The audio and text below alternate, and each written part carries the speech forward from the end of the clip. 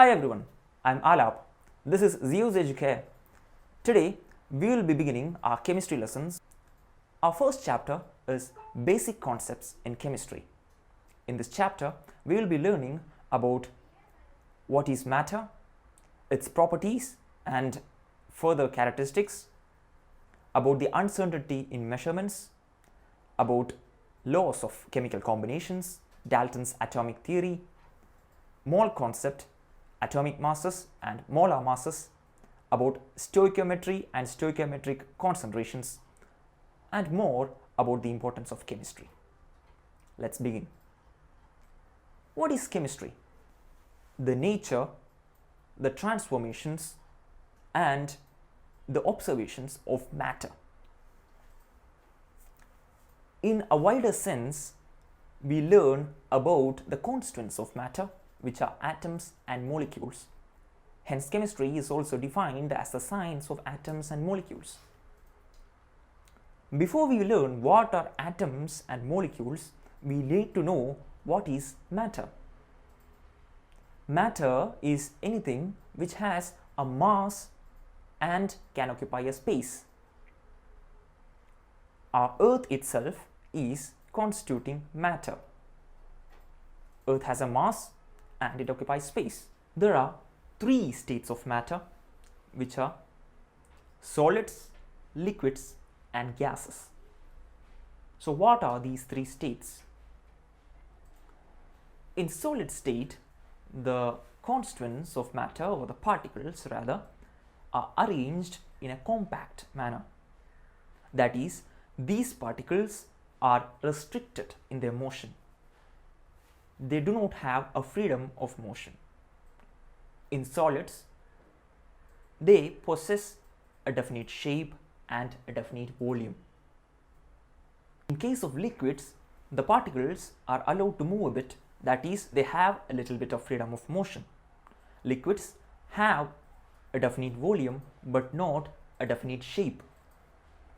In case of water, we know that it does not have a shape, but it takes the shape of the container in which it is filled into. Similar is the case of all other liquids.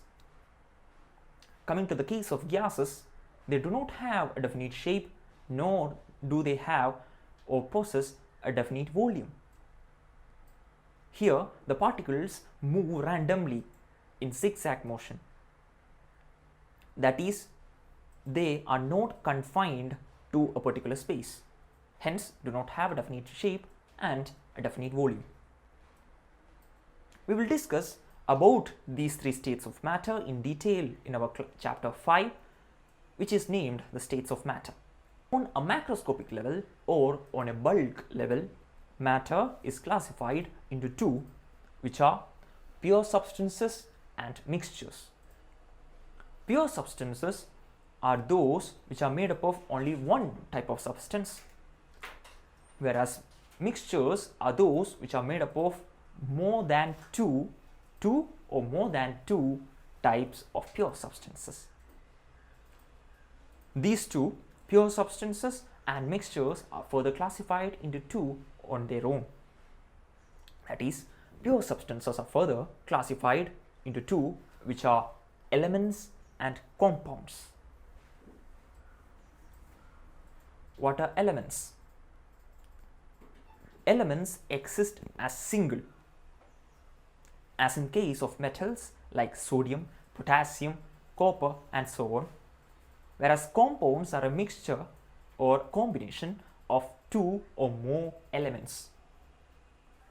Examples for compounds are water, carbon dioxide, ammonia, etc.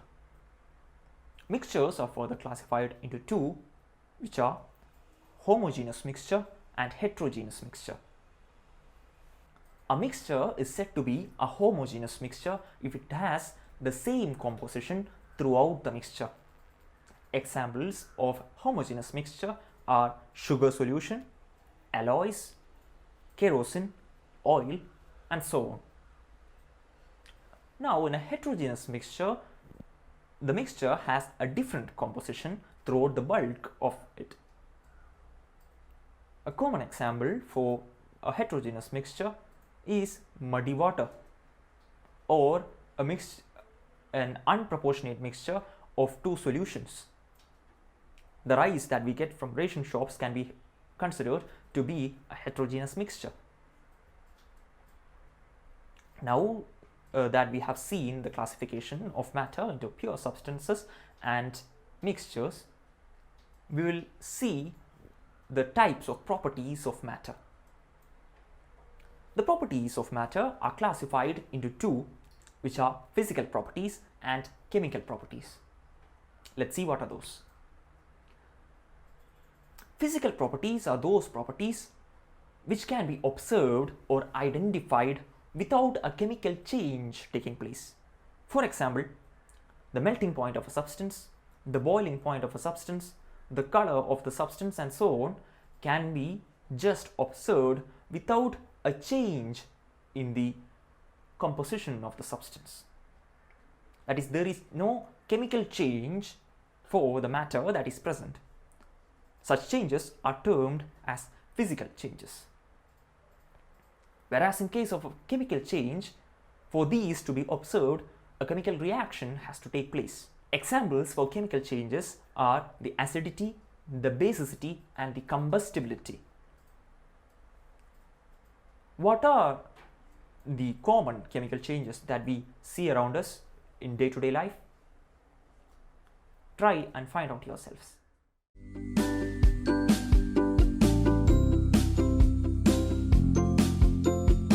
To observe these physical quantities, we need a general set of standard references. These general sets of standard references are called units. In general, a metric system is in place which is accepted in international levels,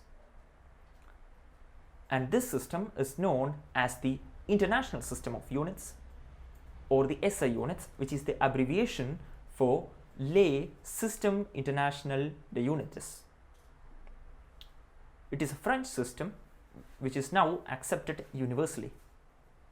According to the SI system, there are 7 physical quantities and 7 units for them, from which all other units can be derived. What are those 7 physical quantities? Let's see. These physical quantities are length, mass, time, temperature, current intensity, luminous intensity, and amount of substance. These have units. Length has its unit as meter, mass has its unit as kilogram, time seconds, current intensity has ampere, temperature has Kelvin, luminous intensity has candela, and amount of substance has moles. From all these 7 basic units, further units of different physical properties can be derived. As an activity, try finding the unit of area. Now let us see some of the physical quantities that we observe in our day-to-day lives and try to formulate their units from the basic units that we have studied. At first, we have mass and weight.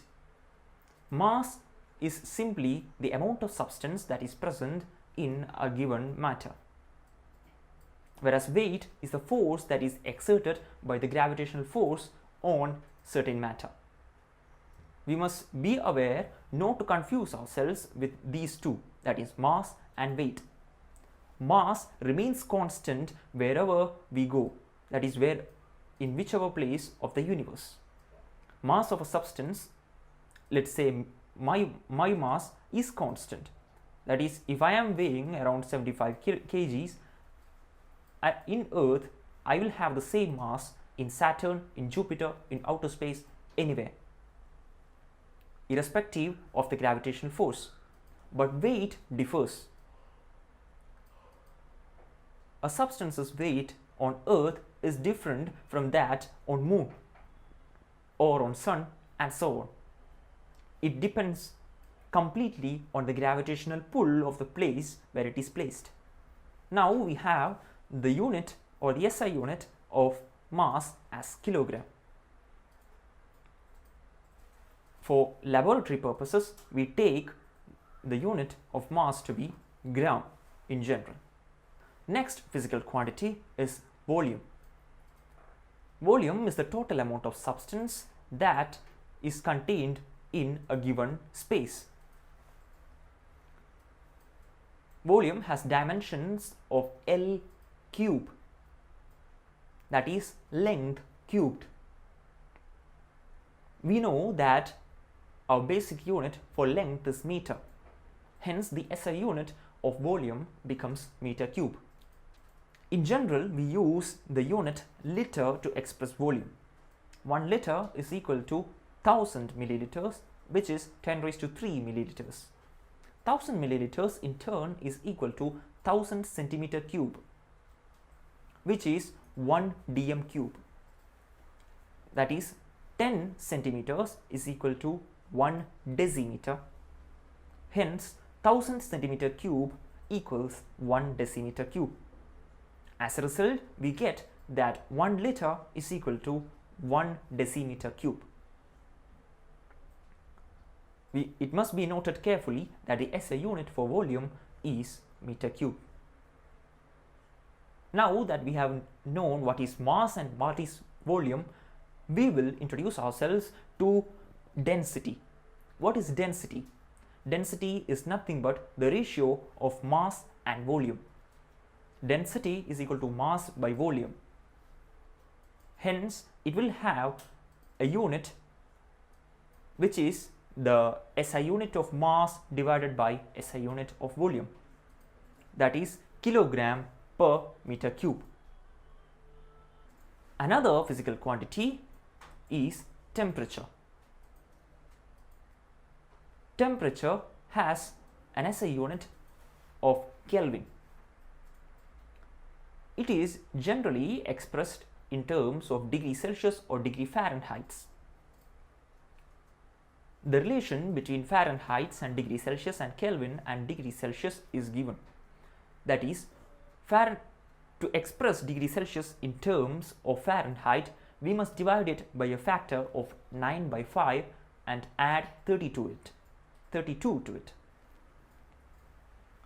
To convert a temperature given in degree Celsius to Kelvin, we must add to it a factor of 273. It must be noted that in Kelvin scale, we do not have negative temperatures. So, 0 degree Celsius or 0 degree centigrade is equal to 273 Kelvin. Our next topic is uncertainty of measurements. We all have to measure the physical quantities. So, the degree of certainty with which the physical quantities are being measured depends upon the skill of the operator and the accuracy. Accuracy, that is a new term. Here we have to come across two terms which are accuracy and precision. Suppose we have a piece of chalk and we have to measure the weight of that given particular chalk. We will take 3 sets of measurements and we get the 3 values as 2 gram, 2.1 gram, 2.2 gram. We can note that these 3 values are close to each other. So the closeness of the set of values which we get as a result of measuring the same physical quantity, or say let it be identical physical quantities. So this degree of closeness is termed as precision. Another term is accuracy. Consider that we know the value of the mass of the chalk, let it be 2 gram, and we get the values of measurement. Say we take 3 measurements, we get 1.9, 2 and 2.1. So these values are closer or equal to the true value, which is 2 gram. Hence, the degree of closeness of the set of values to the true value is termed as accuracy. I hope that is clear. While measuring physical quantities, we come across a term known as significant terms. Significant terms are the numbers which are involved in the measurement of physical quantities. The significant figures includes those numbers which are known with meaningfulness or with certainty plus one uncertain number. There are a general set of rules while we calculate or we determine the significant figures in a measured value. Let's see them one by one. First one is that while writing down or while determining the significant figures, all those zeros which are right to that of the first non-zero digit are considered to be significant. Say for example, we have a value of 0.500. Here the number of significant figures is 3, that is 5, 0 and 0. All those zeros which come before the first non-zero digit, that is to the left of the first non-zero digit, are considered to be insignificant. If we have a number 0.0002, the only significant figure that is to be considered is 2. All the other zeros are insignificant. If a 0 comes in between two non-zero digits, that is 0.205, then that 0 is considered to be significant, that is we have 3 significant numbers. An exact number has infinite number of significant figures. Say we have a number of 2. 2 can be written as 2.00000 and it moves to infinity. Normally values like 0.002 are expressed in scientific terms, that is 2 into 10 raised to minus 3. 200 can be expressed as 2 into 10 raised to 2 and so on. That is the case of significant figures. We will learn more about significant figures in higher classes. So in this episode we have learned about matter, its properties, physical, chemical, and its classification into pure and mixtures, and something about measurements, assay systems, and significant figures. Hope you have understood something of the concept. Revise your lessons and study well. Till the next time we meet, it's me, Alap, signing out. Thank you.